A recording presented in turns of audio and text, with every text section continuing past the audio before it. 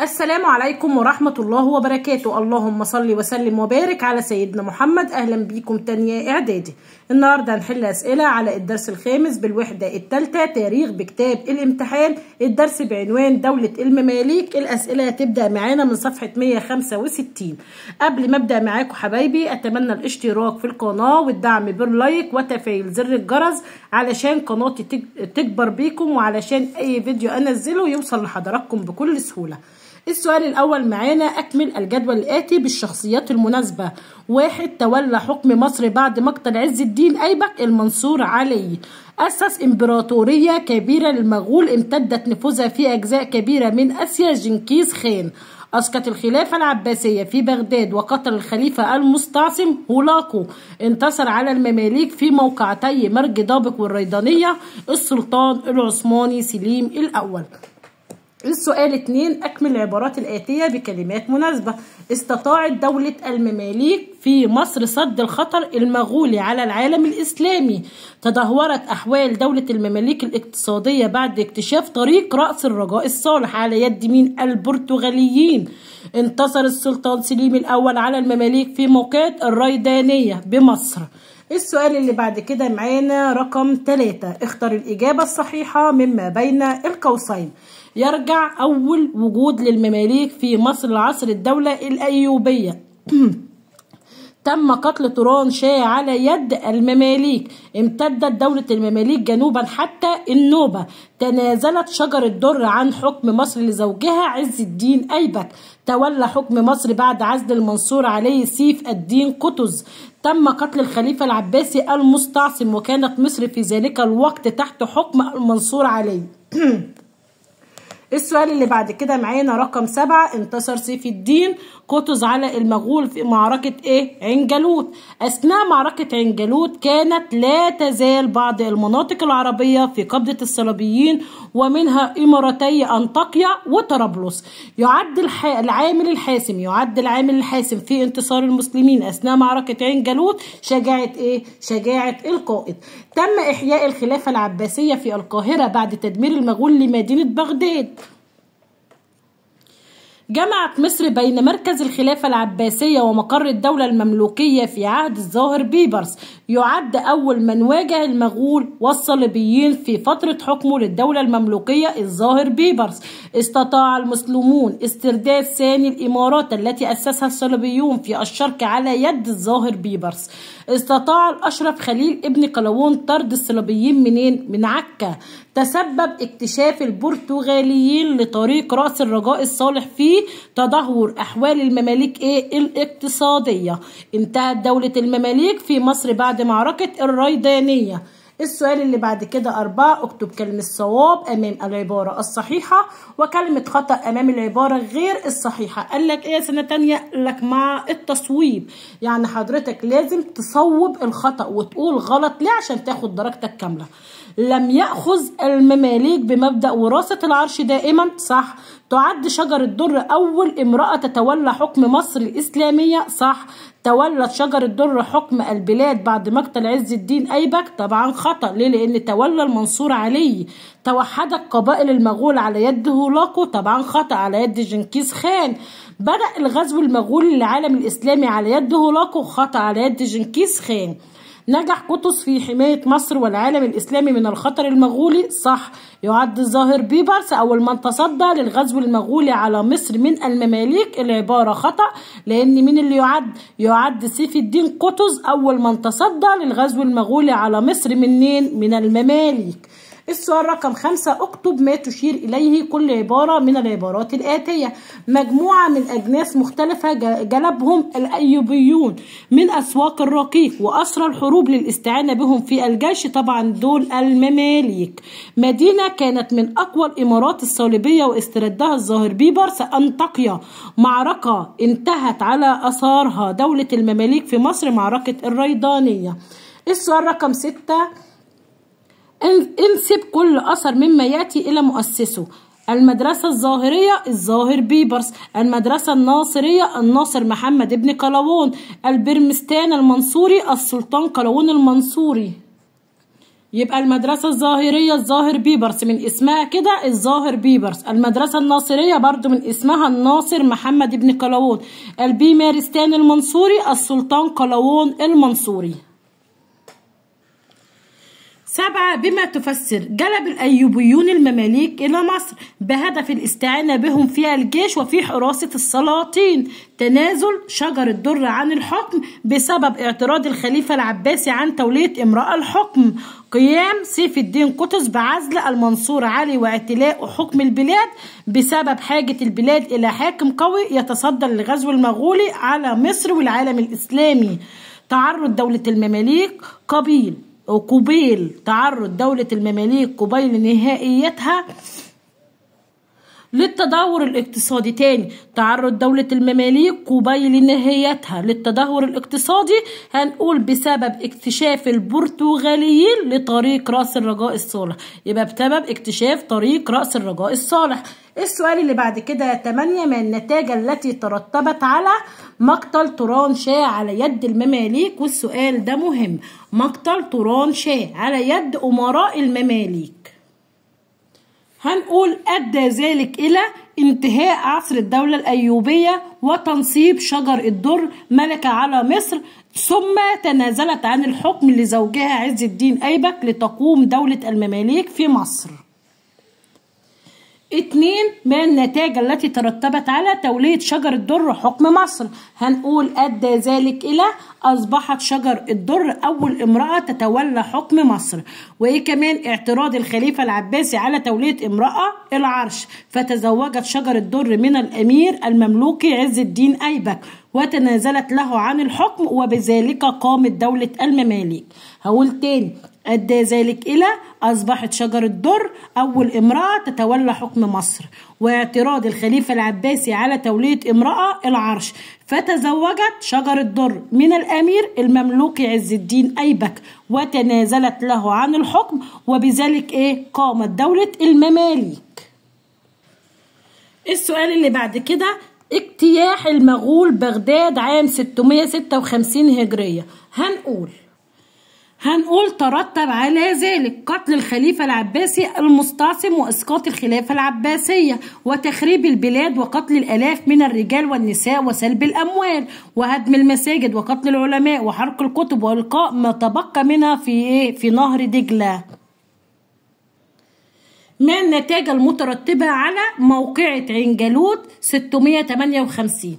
هنقول أدى ذلك إلى انتصار المسلمين وهزيمة المغول وحماية مصر والعالم الإسلامي من الخطر المغولي بفضل وحدة المسلمين وإيمانهم. وجود الظاهر بيبرس في حكم مصر، هنقول أدى ذلك إلى إحياء الخلافة العباسية في القاهرة بعد تدمير بغداد على يد مين؟ على يد المغول. اكتشاف البرتغاليين طريق رأس الرجاء الصالح بالنسبة لدولة المماليك بمصر، هنقول أدى ذلك إلى تحول التجارة بين الشرق والغرب إليه بدلا من المرور بمصر، فتدهورت الأحوال الاقتصادية للمماليك. انتصار السلطان العثماني سليم الأول على المماليك في معركة الريدانية، هنقول أدى ذلك إلى انتهاء دولة المماليك هنقول أدى ذلك إلى انتهاء دولة المماليك والخلافة العباسية في مصر وأصبحت مصر ولاية عثمانية. يبقى أدى ذلك إلى انتهاء دولة المماليك والخلافة العباسية في مصر وأصبحت مصر ولاية عثمانية. السؤال رقم 9، دلل تاريخيا على صحة كل عبارة مما يأتي. رقم 1، تميزت مصر بمكانة سياسية واقتصادية في عصر المماليك، والسؤال ده مهم. هنقول حيث احتلت مصر في عصر المماليك مركز الصدارة في العالم الإسلامي، خاصة بعد أن استطاعوا التصدي للخطر المغولي وحماية معالم الحضارة الإسلامية من التدمير وتصفية الوجود الصليبي في بلاد المسلمين. طيب اقتصاديا اهتموا بالزراعة فحفروا الترع وأقاموا الجسور وتنوعت المحاصيل الزراعية. يبقى هنا بالنسبة لاقتصاديا اهتموا بالزراعة فحفروا الترع وأقاموا الجسور وتنوعت المحاصيل الزراعية. الصناعة فكانت مصر أشهر المراكز الصناعية في العالم الإسلامي. يبقى هنا اقتصاديا اهتموا بالزراعة فحفروا الترع وأقاموا الجسور وتنوعت المحاصيل الزراعية. الصناعة فكانت مصر أشهر المراكز الصناعية في العالم الإسلامي.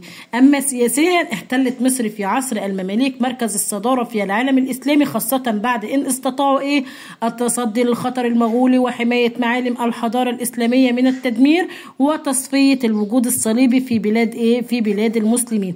يبقى احنا هنا قلنا سياسيا وقلنا اقتصاديا. 2. اهتم المماليك بالجانب التعليمي للمصريين. هنقول حيث قام المماليك بإنشاء المدارس مثل المدرسة الناصرية التي شيدها السلطان الناصر محمد ابن قلاوون. السؤال رقم 3. أنقذت دولة المماليك العالم الإسلامي من أحد أكبر المخاطر التي هددته. هنقول حيث أنقذت دولة المماليك والعالم الإسلامي من خطر المغول بفضل وحدة المسلمين وإيمانهم، وقامت بتصفية الوجود الصليبي بالشرق. هعيد تاني عشان لو الخط مش واضح. حيث أنقذت دولة المماليك والعالم الإسلامي من خطر المغول بفضل وحدة المسلمين وإيمانهم، وإيه كمان؟ وقامت بتصفية الوجود الصليبي بالشرق. طيب انهارت دولة المماليك اقتصاديا قبل أن تنهار عسكريا. هنقول حيث تدهورت الأحوال الاقتصادية للمماليك بسبب اكتشاف البرتغاليين طريق رأس الرجاء الصالح الذي تحولت إليه التجارة بين الشرق والغرب بدلا من المرور بمصر. هقول تاني عشان لو الخط مش واضح. حيث تدهورت الأحوال الاقتصادية للمماليك بعد اكتشاف البرتغاليين لطريق رأس الرجاء الصالح الذي تحولت إليه التجارة بين الشرق والغرب بدلا من المرور بمصر. السؤال 10. قارن بين الدولة الأيوبية والدولة المملوكية من حيث أشهر حكامها وأسباب سقوطها. هنقول الدولة الأيوبية أشهر حكامها صلاح الدين الأيوبي والملك الكامل، الملك العادل، الملك الصالح، توران شاه. أما أشهر حكام الدولة المملوكية عز الدين أيبك، المنصور علي، سيف الدين قطز، الظاهر بيبرس، الأشرف خليل بن قلاوون، الناصر محمد ابن قلاوون. يبقى هنا أشهر حكامها صلاح الدين الأيوبي، دي الدولة الأيوبية، الملك الكامل، الملك العادل، الملك الصالح، توران شاه. هنا أشهر حكام الدولة المملوكية عز الدين أيبك، المنصور علي، سيف الدين قطز، الظاهر بيبرس، الأشرف خليل ابن قلاوون، الناصر محمد ابن قلاوون. طب أسباب سقوط الدولة الأيوبية والدولة المملوكية. هنقول أسباب سقوط الدولة الأيوبية: دبر أمراء المماليك مؤامرة للتخلص من السلطان توران شاه آخر سلاطين الأيوبيين وقتلوه. أما أسباب سقوط الدولة المملوكية: تدهور الأحوال الاقتصادية بمصر بعد اكتشاف طريق رأس الرجاء الصالح، واستطاع السلطان سليم الأول هزيمة المماليك في معركتي مرج ضابق والريضانية. 2. قارن بين سيف الدين قطز والظاهر بيبرس والناصر محمد ابن قلاوون من حيث أهم الأعمال. عايز أهم الأعمال. هنقول أهم أعمال سيف الدين قطز: أعلن الحرب ضد المغول فقام بجمع الأموال وإعداد الجيش وتوحيد الصف الداخلي لمواجهتهم، وانتصر في معركة عين جالوت. أما الظاهر بيبرس أهم الأعمال: بناء المدرسة الظاهرية بالقاهرة، بناء المسجد المعروف باسمه اللي هو مسجد الظاهر بيبرس، أحيا الخلافة العباسية في القاهرة، اهتم بشؤون الزراعة وتحسنت أحوال البلاد الاقتصادية في عهده. أما أهم أعمال مين؟ الناصر محمد ابن قلاوون أقام نهضة حضارية عمرانية لم تشهدها مصر في عهد أي سلطان مملوكي، وأنشأ المدرسة الناصرية. يبقى أهم أعمال الناصر محمد ابن قلاوون أقام نهضة حضارية عمرانية لم تشهدها مصر في عهد أي سلطان مملوكي، وأنشأ المدرسة الناصرية. 11. ماذا كان يحدث إذا لم يعزل المنصور علي من حكم دولة المماليك؟ هنقول لم يتولى سيف الدين قطز حكم مصر، ولم تستطيع مصر التصدي للخطر المغولي.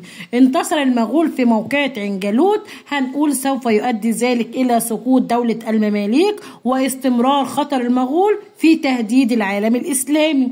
السؤال 12، ما رأيك قيام السلطان سيف الدين قطز بعزل المنصور علي وتولى حكم البلاد؟ هنقول أن الدولة كانت في حاجة إلى حاكم قوي يتصدى للغزو المغولي على مصر والعالم الإسلامي، والمنصور علي كان لا يزال صغيرا. السؤال اللي بعد كده رقم 13، أسئلة للتمييز، اختر الإجابة الصحيحة مما بين القوسين. اختلفت دولة المماليك عن الدولة الفاطمية في عدم ضمها للمغرب. اعتمد معظم حكام المماليك في الوصول إلى حكم مصر على مبدأ القوة. اتبعت دولة المماليك نظام الوراثة في الحكم عند تولية المنصور علي. يرجع تولي سيف الدين قطز لحكم مصر إلى ضرورة وجود حاكم قوي لمواجهة الشرق. الخطر القادم من جهة يرجع تولي سيف الدين قطز لحكم مصر إلى ضرورة وجود حاكم قوي لمواجهة الخطر القادم من جهة الشرق. سيطر المماليك على الساحل الشرقي للبحر المتوسط بأكمله منذ عهد الأشرف خليل بن قلاوون. السؤال 14، حدد أحد أوجه التشابه السياسية والعسكرية لكل من الظاهر بيبرس والأشرف خليل بن قلاوون. هنقول أوجه التشابه: التصدي للصليبيين واسترداد المدن التابعة للصليبيين. ما رأيك في موقف سيف الدين قطز من كتاب هولاكو له؟ هنقول أن إعلان سيف الدين قطز للحرب ضد المغول والتضحية بالنفس والمال في سبيل الله كان أمرا ضروريا لحماية العالم الإسلامي إنذاك. هنقول مع ذلك ليه؟ أن إعلان سيف الدين قطز الحرب ضد المغول والتضحية بالنفس والمال في سبيل الله كان أمرا ضروريا لحماية العالم الإسلامي إنذاك. هنروح للسؤال اللي بعد كده. طبعا احنا خلصنا حل اسئله الدرس، هنروح للامتحان اللي على الدرس. وطبعا الامتحان اللي على الدرس دي حاجه جديده معانا لازم تركزوا عليها. الامتحان معانا صفحه 169. ويعني ايه حاجه جديده؟ يعني اول سنه او تاني سنه معانا يجيب لنا امتحان على الدرس. يعني كان الدرس بيخلص لحد اسئله للتمييز وخلاص على كده. السنه دي او لنا سنتين بيجي امتحان على الدرس. أول سؤال معانا: اختر الإجابة الصحيحة مما بين القوسين. بعد رفض الخليفة العباسي حكم شجر الدر لمصر تولى بعدها عز الدين أيبك. أسقط الخلافة العباسية في بغداد 656 هولاكو. استرد الأشرف خليل بن قلاوون من الصليبيين مدينة صيدا. دلل تاريخيا على صحة العبارة الآتية: يعد غزو المغول لبغداد نكبة حضارية للعالم الإسلامي. السؤال ده مهم يعني نركز عليه.